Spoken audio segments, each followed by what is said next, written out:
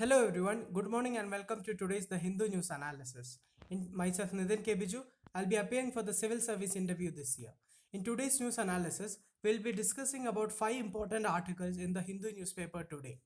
So here you can see we'll be discussing about the new package announced by the finance minister related to MSMEs, and we'll be discussing about the two main articles which are related to reviving the economy after the COVID-19 pandemic. We'll also be discussing about the new army proposal for a 3 year stint for civilians in the army. So these are the important news which we'll be discussing today.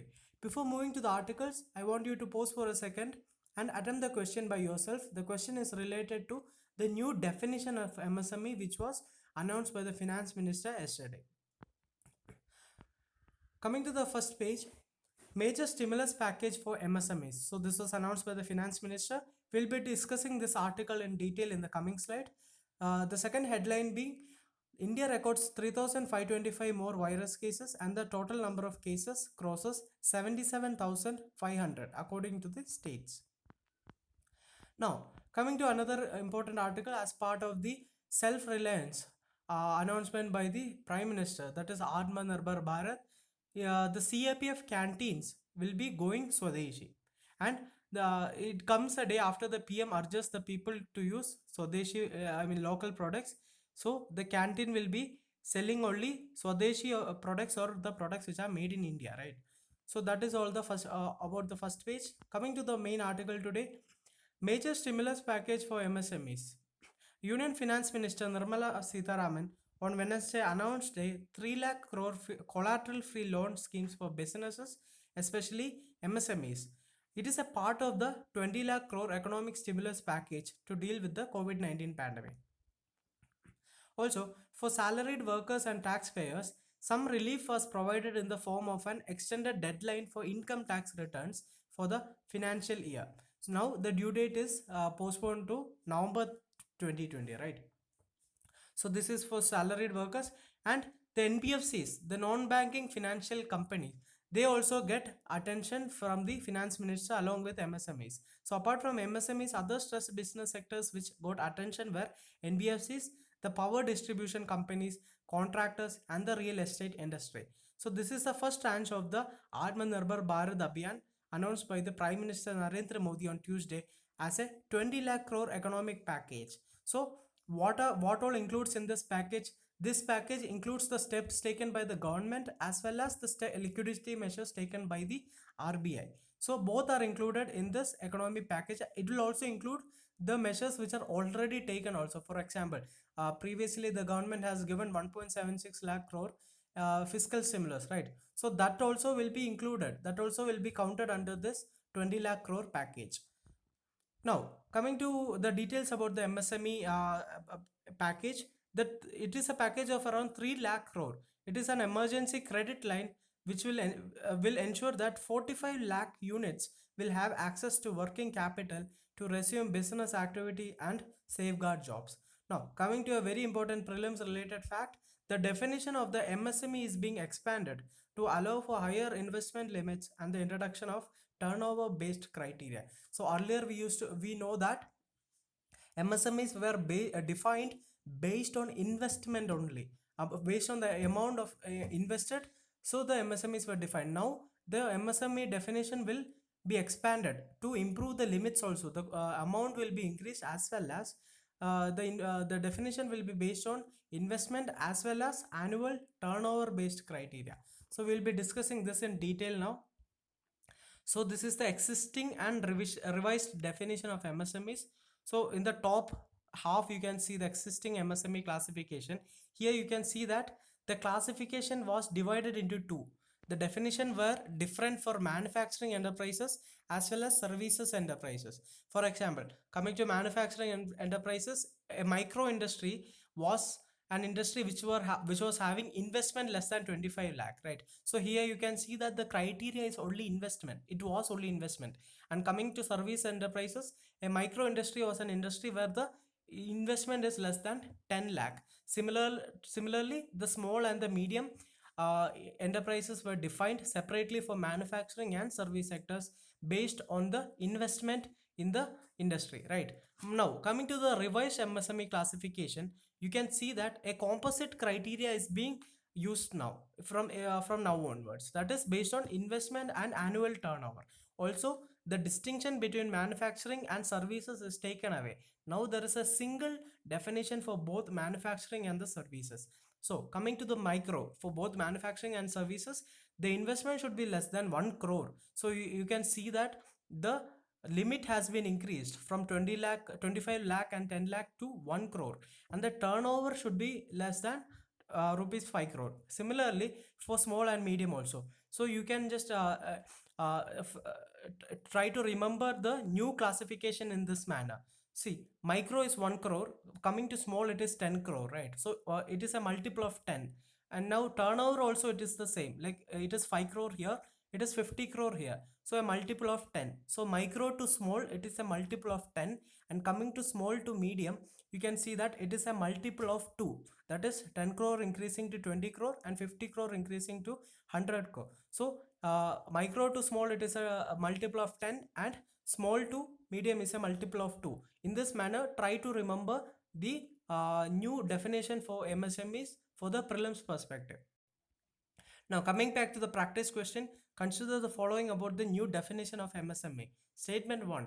The classification of the enterprises will be based on investment and annual turnover. Statement 2. The distinction between manufacturing and services has been taken away. Which of the above statement are correct? So we know that the first statement is correct because the new definition says that the criteria is based on investment and annual turnover. That is a composite criteria. And the second statement is also correct because there is a unified definition for both manufacturing and services, right? So the distinction has been taken away.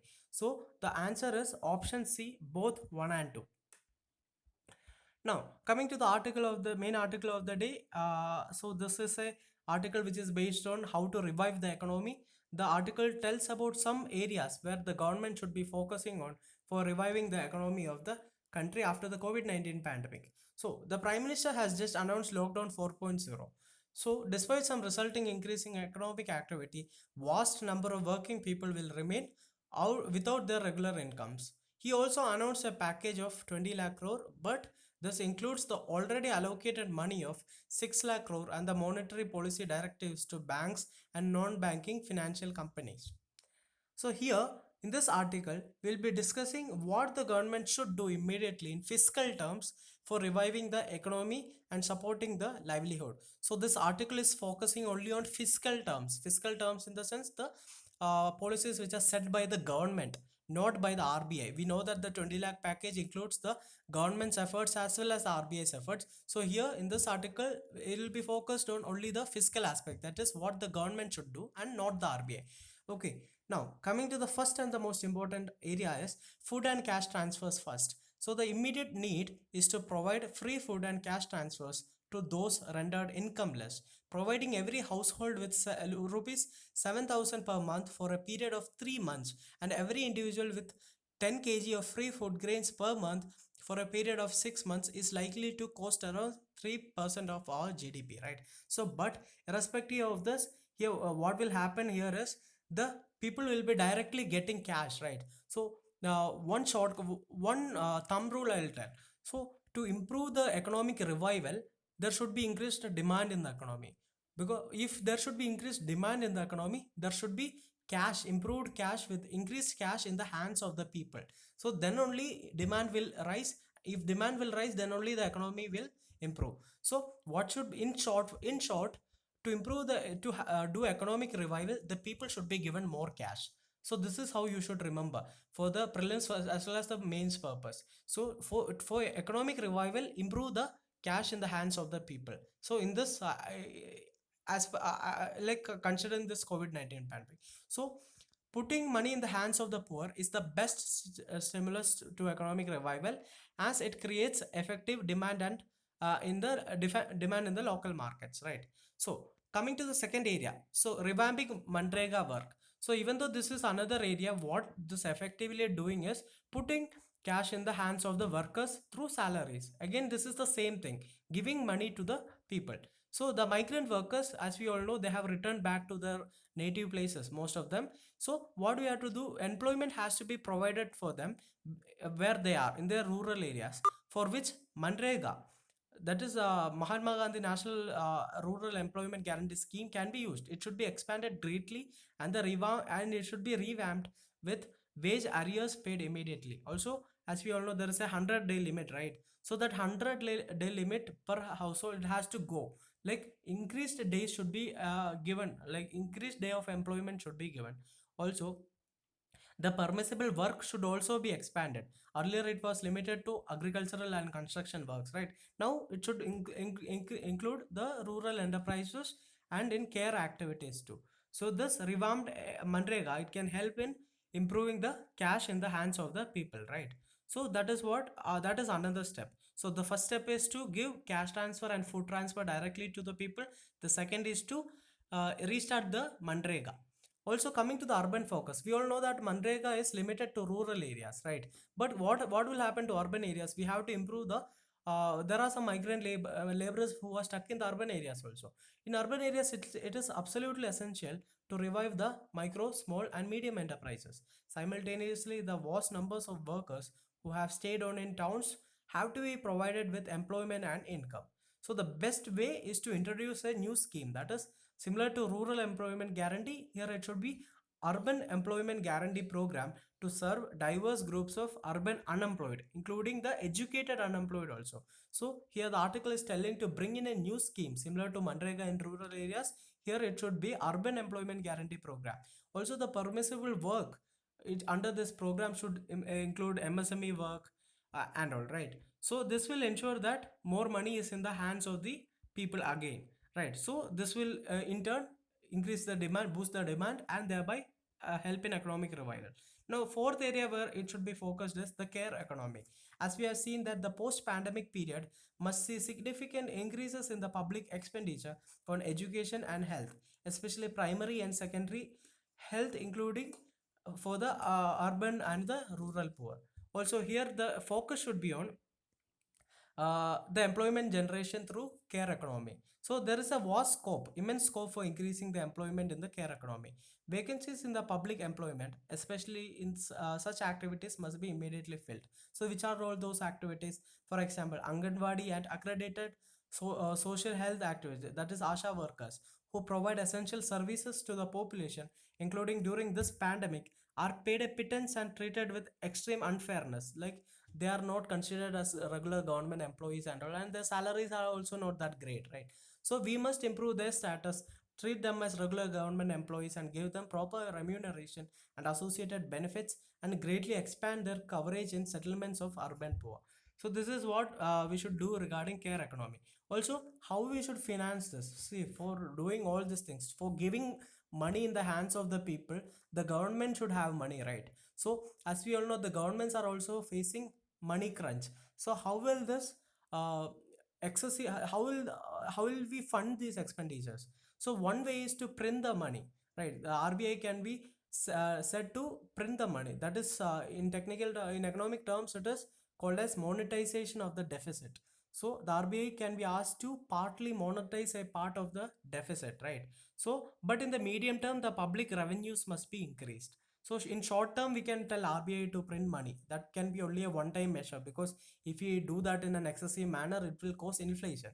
But in the medium term, we should be able to improve our revenues, right? So how can we improve our revenues? The article says about a method. A combination of wealth and inheritance taxation, and getting multinational companies to pay the same effective rate as the local companies. So here the focus is on the taxation, specifically focusing on wealth and inheritance tax as well as corporate tax. So here they are telling about a statistics, a 2% wealth tax on the top 1% of the population, together with a 33% inheritance tax on the wealth they bequeath every year, that is they occur every year for their progeny, could finance an increase in government expenditure to the tune of 10% of the GDP. So this is what the way forward which is mentioned in the article, to increase the wealth tax as well as the inheritance tax. Also, corporate tax should be increased. I mean, foreign companies should be bought at par with the local company. So this is what the article is telling about. So anyway, using these additional revenues resources, we should be able to guarantee five fundamental economic rights. Which are those five fundamental economic rights? One is the right to food, the right to employment, the right to free public health care, the right to free public education, and the right to a living old age pension and disability benefits. So this is what the article is talking about.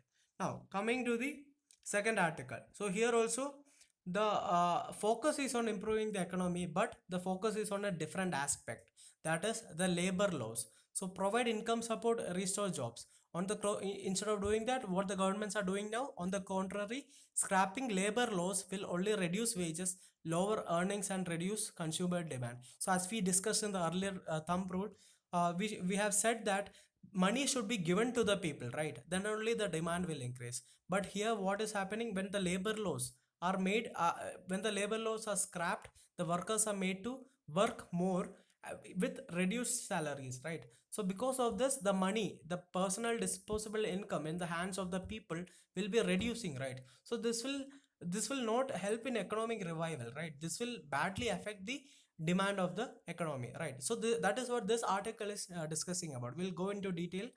So the government of Uttar Pradesh last week introduced an ordinance to that has scrapped most labor laws for 3 years, ostensibly in the name of, that is in the name of creating jobs and for attracting factories exiting China following the outbreak of novel coronavirus. So these are the reasons given by the government to scrap the labor laws.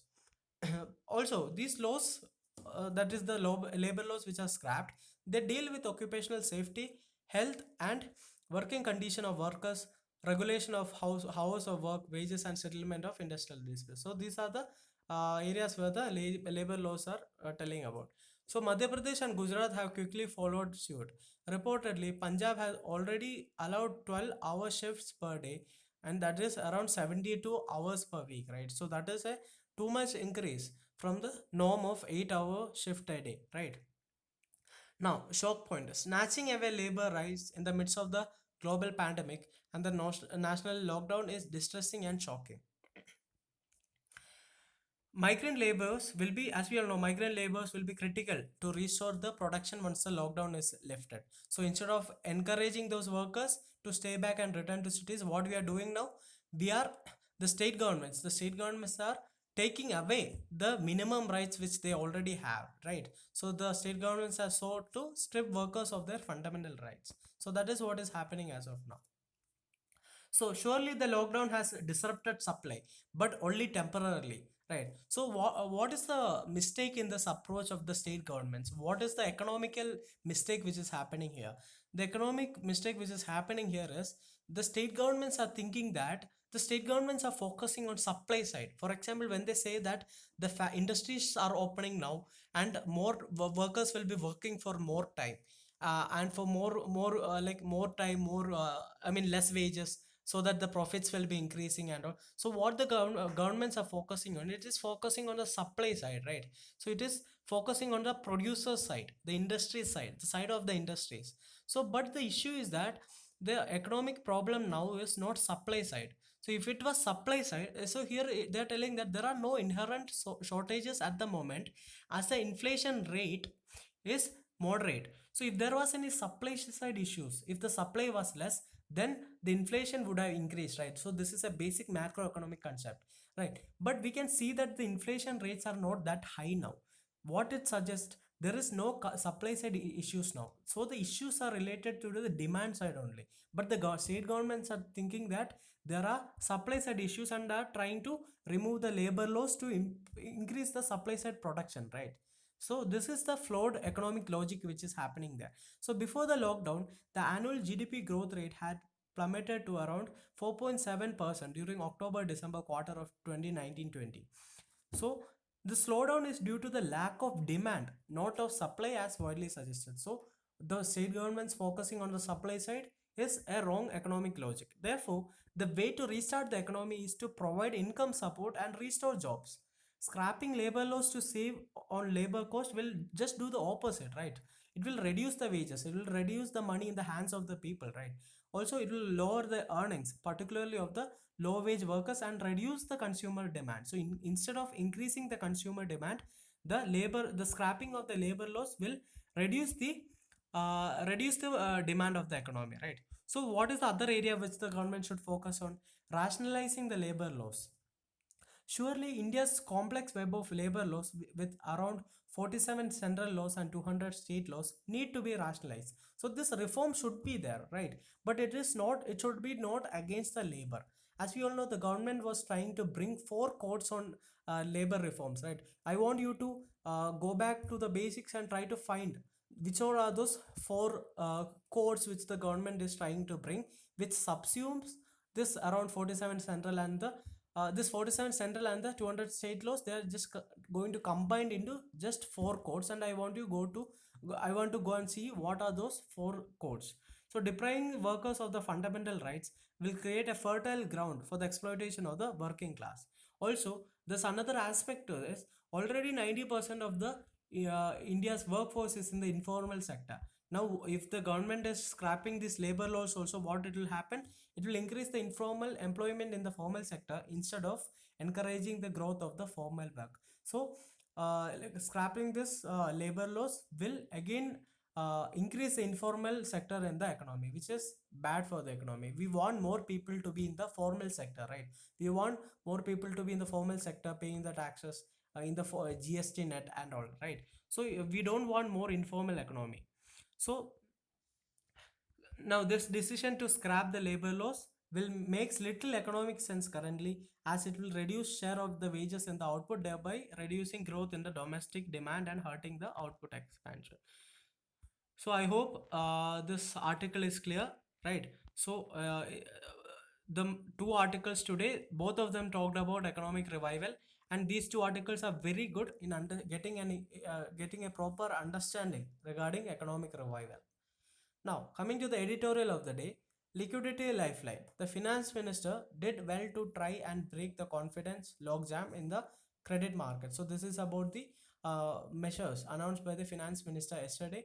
So, from an overall perspective, the first tranche of the announcements made by Finance Minister Nirmala Sitharaman under the Atmanirbhar Bharat Abhiyan on Wednesday is impressive indeed. The measures announced will go a long way in lifting the spirits of the two key and troubled sectors of the MSMEs and the non-banking finance companies. So the focus of the finance minister was these two sectors, MSMEs as well as NBFCs, right? So MSMEs we have already seen in the first article, where they will be given 3 lakh crore of credit, as well as and the other sectors which are focused were NBFCs, power sector and all. This we have seen in the first article. We'll see that in detail now. While for the former it is an existential crisis, that is for the MSMEs, but for the latter, that is for the NBFCs, it is the one of liquidity. If the massive 3 lakh crore collateral free assistance handed out to MSMEs will help them crank up their operations. Ms. Sitharaman has done well in extending a sovereign credit guarantee for the complete amount, as banks may otherwise have been reluctant to support the troubled borrowers. So this is an important aspect here. So what is this sovereign credit guarantee? So as we all know, the NPS are rising in the economy. So because the NPS are rising, the banks are not willing to lend, right? Especially to the small sector like NBFCs, MSMEs and all.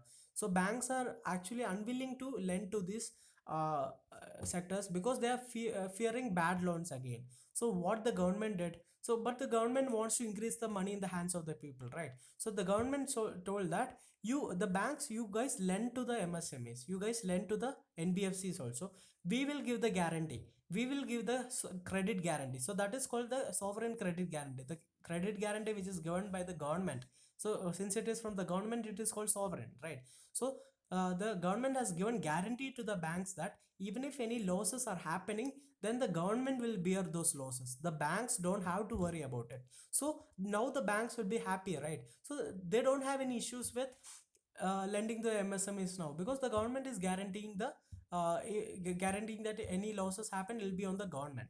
So this is a good step from the part of the government. The NBFCs, also coming to the NBFCs, housing finance firms and the microfinance entities, they also get a much required liquidity boost in the form of 30,000 crore scheme, wherein the debt papers will be fully guaranteed by the government. So here also you can see the amount is important. The 30,000 crore scheme is important, but whether the bank will lend it or not, it is dependent on the government guarantees. So since the government has guaranteed that the losses will be on them, then so the banks will be willing to lend to the NBFCs also. With this and the partial credit guarantee scheme of 45,000 crore, the government has broken the log jam wherein banks were unwilling to extend credit despite RBI's strong push. See, how much ever RBI pushes, the banks will lend only if they feel that they won't incur any losses, right? So this will support the banks to lend more.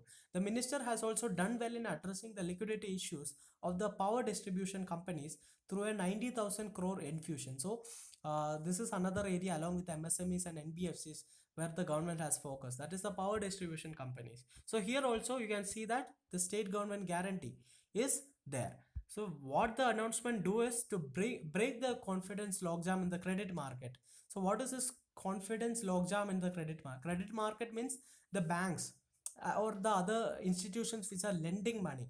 So they were not confident of getting their money back, right? So that was the confidence logjam. What the government, the announcement has in effective broken this confidence logjam in the credit market and give the assurance to the lenders and the borrowers that the government is willing to backstop their commitments. So here in this aspect the government has played its role to perfection. So this was an excellent announcement. So that is what this article is talking about. Coming to the last article of the day, army proposes a 3-year stint for civilians. So in a first of its kind proposal, the army plans to take civilians on a 3-year tour of duty or the short service on a trial basis to serve as officers and in other ranks initially for a limited number of vacancies which will be expanded later. So why is it done? This is expected to result in a significant reduction in the expenditure on pay and pensions and free up funds for army's modernization. So we know that a person who is in the army, who is in the permanent commission, who is permanently there, they'll have to be paid more. They will have to be given more benefits, they'll have to be given pension, and many expenses are there. But if we are able to take people for a civilians for a 3-year stint, then the expenditures will be reduced. The overall purpose of the TOD concept, that is tour of duty concept, is internship or temporary experience, and so there will be no requirement of attractive severance packages, resettlement courses, professional engagement training leave, ex-serviceman status, ex-serviceman contributory health scheme for TOD officer and others. So these extra expenditures will not be there for this people who are joining it only for 3 years, right? So the aim is to reduce the cost and improve the modernization of the army. So saving of just one Jawan comes to around 11.5 crores. So that is a huge amount just for a single Jawan, right? If we are doing this scheme.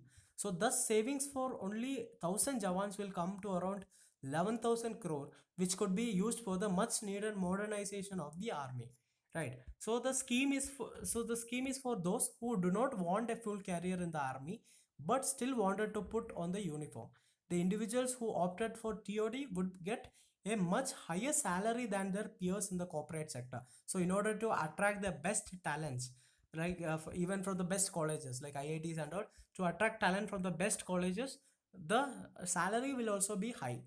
The proposal suggests several incentives such as tax-free income for 3 years and a lump sum amount at the end of 3 years of about 5 to 6 lakh for officers and 2 to 3 lakh for others. So this is a very attractive scheme, right? So you have to just go and work for 3 years in the army, so that pride will be there.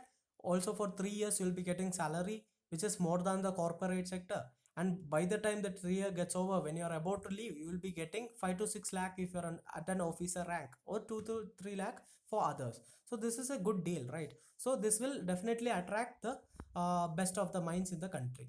The army pay and the pension bill has been increasing steeply over the years, accounting for 60% of its budget allocation. So this is a very increasing cost, right?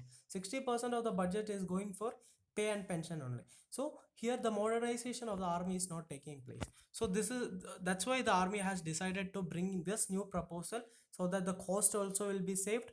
More number of people who want a temporary time in the army, they can also go in, right? So this is a very good proposal by the army.